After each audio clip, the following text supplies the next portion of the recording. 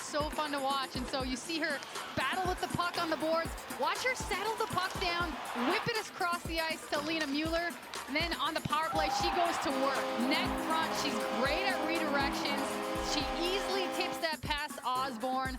Good gap in the neutral zone leads to a breakaway. Where does she go? Far corner, bar down, beautiful spot.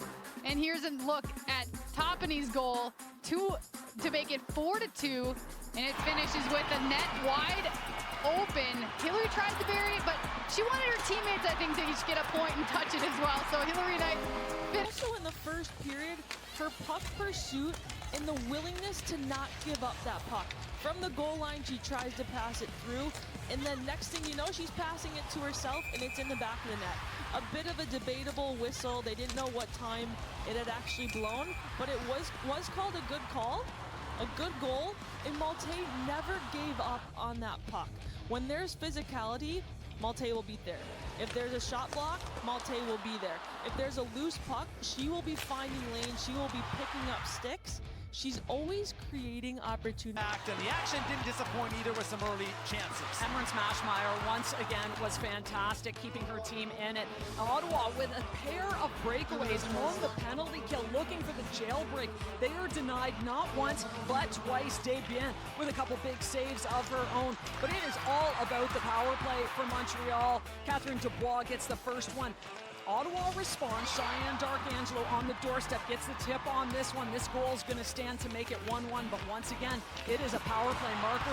Katie Tabin with the one-timer to beat Mashmeyer, and that's how it stands. Montreal takes this victory 2-1. Well, we're looking at a couple of really good goalies here, but we had some really nice moves to Hannah Brandt, little hesitation, and then she rips this one upstairs. Weren't even sure if that one went in post to post. Bilka, why not have herself a game? Nice forehand, backhand, again, upstairs, right under the crossbar.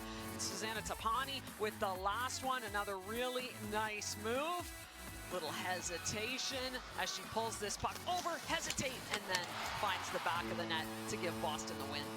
There, she's playing as the 13th forward, so she's on a line that is different every time she steps on the ice, all sorts of different line mates, and she's getting it done. Big hits, nice passes, getting in on the forecheck, little bit of physicality of her own as well. She's finding ways to get on the score. She takes a big hit there too from Renata Fast, but hey, she's fine, comes back out, and what she do, she gets, at the time, looked like it was going to be the game winner. Toronto, of course, comes back, and she's got to be the hero again in the shootout. On the first to get themselves back into this game. First one is a 5-on-3. What an opportunity to get themselves on the board. Hannah Bilka with this blast to beat Renee Desbiens. That puts the score at 2-1. You can start to feel that things are building for Boston, and they're able to do it again. Next time it's Susanna Tapani in front of the net. They put this puck up to Megan Keller. She gets that shot through. Tapani gets the tip on that puck.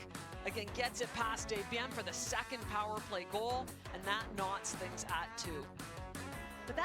But it's always going forward, and that's why she's so successful creating offense. Now, that's a goal in any league. That is some shot. As she came in and went short side high on a 35-foot snipe. New York on a good breakout. A little traffic to go to the front of the net. Alex Carpenter's back in the lineup after missing 4 games. Quickly gets reacquainted with the scoreboard. It was 3-1 at that point. And then it once again, Miller time, throws the puck to the front of the net, deflected off a toe in front, allowed Gosling to pick up these slow rolling. You know, she's a player that's going to take this personally when they're losing games and they're not doing what they need to do. So she goes out and she is energized, throwing hits, making plays, both offensive end of the ice and the defensive end of the ice. She was very good, invisible all night long. Beautiful chance right off the face-off, being creative. Of course, it didn't hurt that she also had the game-winning goal to put them up 3-2. Ultimately, they win this one 4-2. A great game for the captain and games, and it was a laser. She knew exactly where she wanted to shoot that puck, and if you leave Sarah Fillier down Broadway, she is going to capitalize on that chance. So for New York to get up in the first period, that was important, but Lauren Gable for the Boston Fleet had that corner picked from a mile away, it seemed, but another player who doesn't get a lot of ice time or games, but that didn't hold her back, and Jessie Eldridge for the Sirens, always crashing the net, always ready with on the season. And again, playing a really good Boston Fleet team who's looking to climb the standings, coming off that shootout win.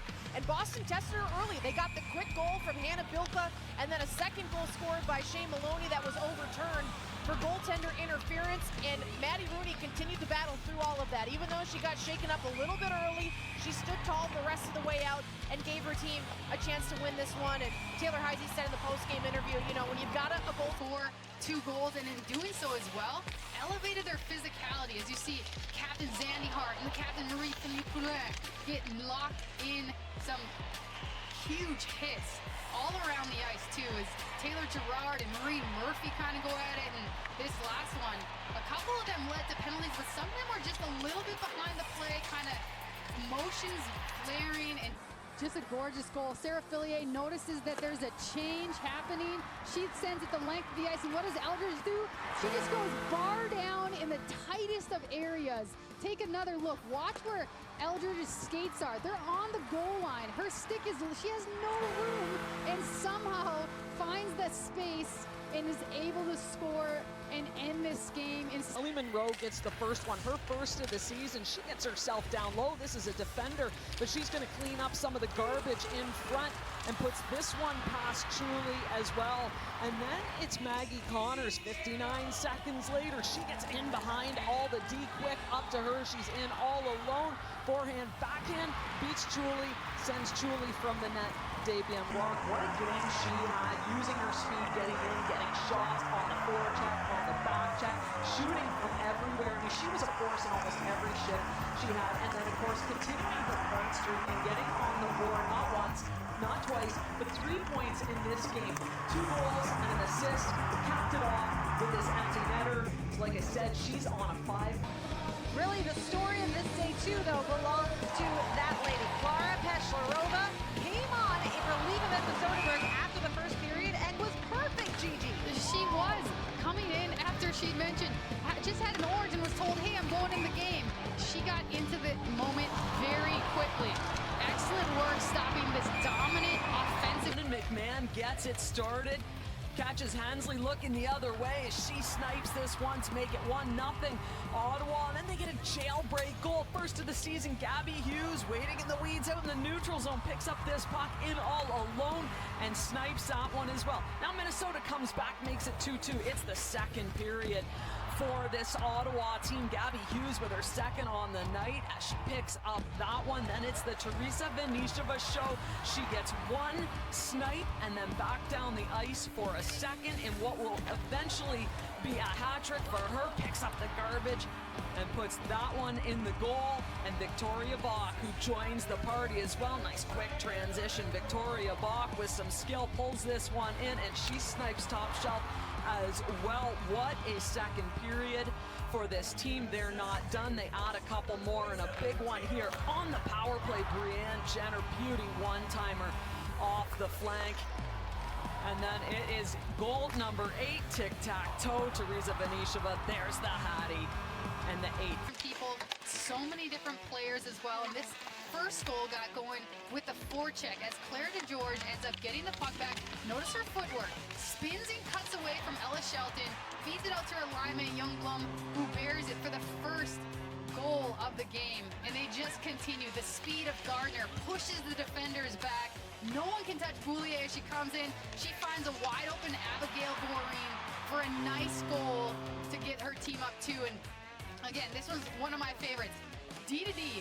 And who does Kayla Barnes find? Her D partner, who's in the slot for a gorgeous tap-in backdoor in this last one. Another forecheck pressure by Claire DeGeorge, who had a solid night. Boulier's up top, waits for the shot, and Youngblom. When you haven't been able to score like Minnesota has, and they got started early. Maddie Rooney talked about it in the post-game interview about that fast start. Ken Klee, we talked to him before the game. He said that's when we're our best, is when we come out swinging. And Kendall Coyne-Schofield, the captain, one of the best scorers on this team this season, got it started, and then Minnesota would get right back to work here. And to me, this is the most impressive goal of the entire night. The pass from low to high, the shot comes through, and McQuaig, not to be denied, finds the back of the net from her stomach. swinging that backhander into the back of the net to make it 2-0 Minnesota, and then they would tally one more before that first period was over. This time Schofield would feed the pass. Shishaba kind of fans on it there at the net front, but still